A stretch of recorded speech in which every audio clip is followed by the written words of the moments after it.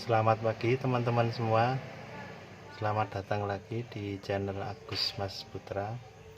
Pada video kali ini saya akan memberikan video mengenai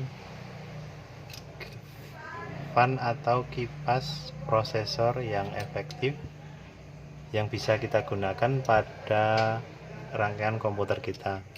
Nah,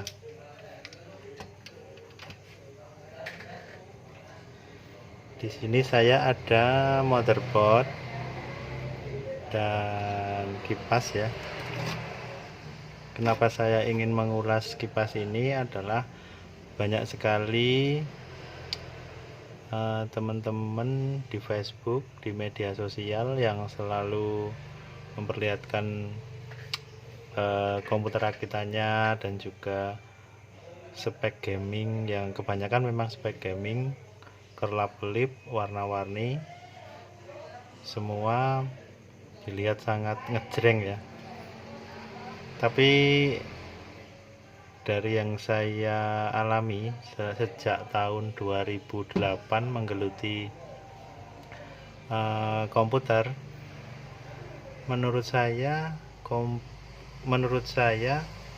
kipas yang bagus, peripheral yang bagus adalah yang bawaan dari prosesornya. Kenapa seperti itu? Karena sebenarnya kipas-kipas seperti yang pakai liquid dengan pendingin yang besar seperti itu biasanya memakan daya yang besar juga untuk menggerakkan kipas dan memutar cairan-cairan yang di dalamnya tersebut. Sedangkan kita tahu dari pabrikannya dengan menggunakan prosesor, mereka membuat prosesor tersebut sudah melalui uji coba dan serangkaian tes. Dan kenapa mereka membuat yang standar seperti ini? Itu pasti ada maksudnya, teman-teman. Nah,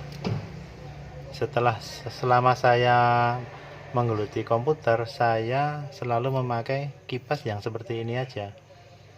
Karena kenapa? Dari pengalaman saya, kipas-kipas seperti ini sebenarnya sudah lebih dari cukup dan bisa dibilang sangat efisien sekali. Nah, kenapa efisien? Karena dari sisi listrik dan daya yang tertera di sini itu sudah mencukupi dari apa yang dibutuhkan dari prosesor tersebut. Tidak mungkin sampai prosesor itu sampai keluar api saking panasnya, atau semisal gitu keluar api atau sampai membakar komponen sekitarnya. Itu tidak mungkin karena di prosesor tersebut sudah ada sistem proteksi juga. Jika menyentuh suhu tertentu, dia akan otomatis memberi sinyal ke chipset, atau ke rangkaian yang lain. Kadang untuk yang motherboard yang lebih bagus, dia akan mengirim sinyal ke ICIO untuk men-shutdown komputer itu sendiri. Jadi memang untuk suhu memang sudah ada proteksi suhu sendiri selain dari kipas. Jadi tugas kipas adalah mendinginkan suhu prosesor selama komputer ini bekerja. Nah, pada saat mereka yang membuat prosesor ini melakukan uji coba, mereka pasti sudah mencoba sampai ke level yang paling berat sendiri. Dan saya yakin mereka memilih kipas-kipas ini pasti ada maksudnya dan sudah diuji coba sampai untuk pekerjaan yang berat sekalipun. Nah, dari pengalaman saya juga selama ini memakai ini pun sudah lebih dari cukup, karena memang pertama tadi seperti yang saya bilang tadi, dari sisi prosesor saja sudah ada sistem proteksi panasnya. Yang kedua, di ini ada kabel 4. Ini adalah kabel ground dan yang ini kabel untuk 12 volt, dan yang dua ini salah satu adalah untuk data dan yang salah satu adalah untuk yang 3 volt. Kalau enggak 3 volt, 5 volt yang ini. Nah, untuk data ini adalah untuk mengecek seberapa cepat kecepatan dari putaran kipas ini. Teman-teman juga bisa melihat kecepatan putaran kipas ini di BIOS, atau ada juga software yang untuk menampilkan kecepatan kipas tersebut. Nah, ini semua berasal dari kabel data ini. Nah, jadi kita tidak perlu pusing-pusing membuat kipas yang besar dan bahkan memakai pendingin yang sangat memenuhi casing. Mungkin kadang ada yang sampai nggak bisa nutup casing karena cuma ingin pakai kipas yang besar sekali. Nah, sebenarnya itu menurut saya sih tidak perlu, karena sebenarnya dengan kipas seperti ini saja kita sudah sangat cukup lah seperti itu. Nah, jadi sistemnya ini adalah jika kita sedang pemakaian yang biasa saja, putaran kipasnya akan stabil saja. Nah, saat nanti suhunya naik karena sistem kerja yang tinggi, kipasan ini nanti otomatis akan naik sendiri supaya suhunya bisa turun lagi. Nah, seperti itu. Nah, semisal kan kerjanya sampai maksimal terus, dan putaran kipasnya ini sampai maksimal, nanti otomatis kondisi terburuknya ya cuma restart, gitu saja, restart atau shutdown. Kadang ada peringatan untuk sistem overheat. Nah, seperti itu. Kalau misalnya saya ingin lebih mewah lagi dari kipas bawaan ini, saya biasanya mencari yang sisi bawahnya tembaga. Nah, pada sistem tembaga ini memang malah lebih bagus dari yang bawaan yang silver ini, karena saya melihat ini sisi panasnya bisa lebih masuk dan bisa sampai intinya di sini. Walaupun sebenarnya juga pakai yang ini pun sudah lebih dari cukup, namun saya jika ingin lebih mau aman dan mewah, kadang pakai yang ada tembaga ini. Ini sudah sangat lebih dari cukup. Dan dari sisi yang paling penting adalah dari sisi ampernya ini. Nah, dari kipas ini cuma butuh 0,60 ampere. Ini maksudnya bahwa tegangan yang masuk ke kipas ini cuma sekitar 0,6 ampere saja. Jadi jika kita memakai kipas yang besar, dia akan bisa makan lebih banyak ampere. Itu berarti akan lebih membebani power supply Anda, power supply teman-teman dalam bekerja. Belum lagi teman-teman nanti masih memakai lampu-lampu yang kelap-kelip, kipas untuk casing, kipas untuk casing depan belakang, dan yang sebenarnya itu nggak perlu saja menurut saya sih. Karena apa? Lampu-lampu itu hanya menurut saya cuma untuk aksesoris saja, sedangkan itu ada tegangan yang masuk di situ, semacam listrik yang akan membebani power supply Anda.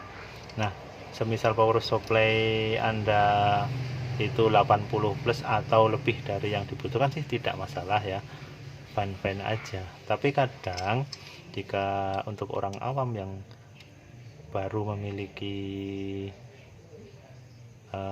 komputer yang pertama kali, mungkin biasanya memang suka yang pingin yang lebih mewah atau yang kelap-kelip, ngejreng, seperti itu. Padahal sebenarnya itu malah membebani power supply yang kita pakai. Jadi harus diperhatikan juga itu untuk konsumsi arusnya ya, jangan sampai kurang. Ditakutkan, saya sering sekali mendapatkan kasus servisan power supply yang komputer yang dirakit sembarangan, yang hanya ingin mengejar keuntungan semata dengan cara merubah power supply yang seharusnya budgetnya yang harus dikeluarkan adalah untuk yang power supply yang 80 plus plus, tapi malah diganti yang abal-abal. Nah, di situ bisa menjadi celah untuk mencari keuntungan pada para perakit komputer tersebut yang akan dijual ke orang-orang yang tidak paham tadi. Jadi fungsi dari power supply itu krusial sekali ya teman-teman, karena jika sampai kekurangan daya, nanti bisa saja motherboardmu yang rusak atau VGA-mu yang kena. Nah, harga VGA teman-teman tahu sendiri sekarang mahal sekali, dan juga motherboard sekarang yang i3 i5 atau yang Ryzen juga sudah sekitar 1 jutaan kan. Nah, daripada teman-teman malah mengorbankan peralatan hardware yang lebih mahal, menurut saya lebih baik fokus dan concern di efektivitas daya yang digunakan, seperti halnya pemakaian kipas ini. Dari kipas kita ambil yang ampernya secukupnya saja. Nah, seperti ini pengalaman saya dengan kipas seperti ini sudah lebih dari cukup ya teman-teman. Mau sistem game mau yang desain grafis, menurut saya sudah lebih dari cukup. Nanti teman-teman masih bisa memakai satu buah fan saja, sepertinya sudah cukup untuk menutup dari kekurangan dari sistem pendinginan dalam komputer teman-teman. Soalnya nanti dari power supply juga masih ada kipas lagi. Nah, di situ power supply juga makan arus dari power supply itu kan sebenarnya, walaupun sebenarnya kipas dari power supply itu memang wajib, jadi kita tidak bisa mengurang-uranginya. Tapi kalau cuma untuk kipas-kipas yang besar dan lampu kelap-kelip yang sebenarnya tidak perlu, sebaiknya kita kurangi saja.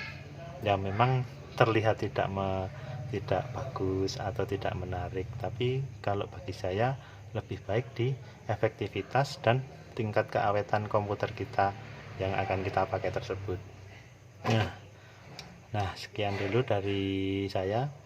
Kalau memang video ini bermanfaat, mohon untuk berbagi, di-share ke teman-teman yang lain, supaya teman-teman yang lain nanti bisa mendapat manfaat dari video ini.